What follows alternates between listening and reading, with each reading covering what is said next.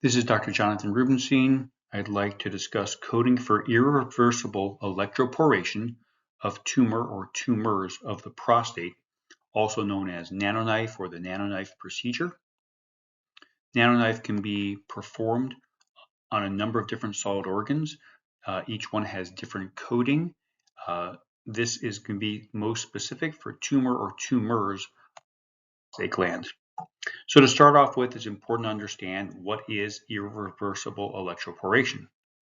This is a minimally invasive procedure done typically percutaneously, where electrodes are placed around a tumor or tumors, and high voltage electrical energy is then pulsed between those electrodes, leading to tiny holes or nanopores being created in the cell membranes of the cells that are affected, which eventually leads to irreversible cell damage and cell death. Compared to other types of minimally invasive percutaneous treatment of cancers, there's no radiation and no heat that's involved. And so hypothetically, this can be performed closer to sensitive tissues than some other modalities for treating tumors such as this. So how is irreversible electroporation for prostate tumor or tumors reported? Up until December 31st, 2025, there was a Category III code 0600T, which is a general code for irreversible electroporation of tumors. It was not specific for any one organ. January 1st, 2026 will start the creation of a new Category I CPT code 55877 for treating tumors of the prostate. Irreversible electroporation attained Category I status and therefore got a Category I code. So it moved from being an emerging technology into a Category I technology.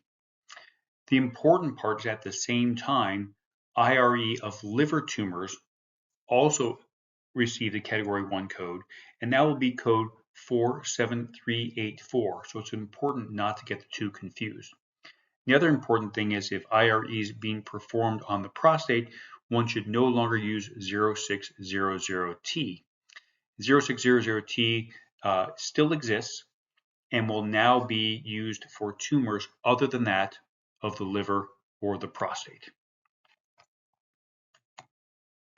So the code itself, 55877, specifically describes ablation using irreversible electroporation of the prostate, one or more tumors, including imaging guidance, and this is done percutaneously.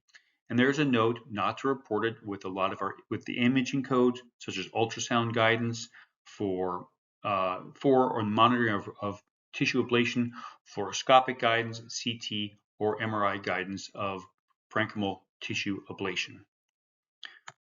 Reported once, no matter how many tumors are being treated in the prostate. Again, imaging guidance is included as part of the service, and so not separately reportable. And again, Nanoknife is the currently commercially available technology made by a company called AngioDynamics. And as stated earlier, 0600T is now being updated to describe ablation by irreversible electroporation of one or more tumors per organ other than liver or prostate. And again, 47384 will be for ablation by irreversible electroporation of tumor or tumor of the liver. So a clinical example of when this may be used, let's say a 58-year-old man was diagnosed with a Gleason 3 + 4 = 7 prostate cancer in an area visible on MRI and confirmed by MRI fusion biopsy. And out of the options, the patient chose to undergo an irreversible electroporation of prostate tumor percutaneously.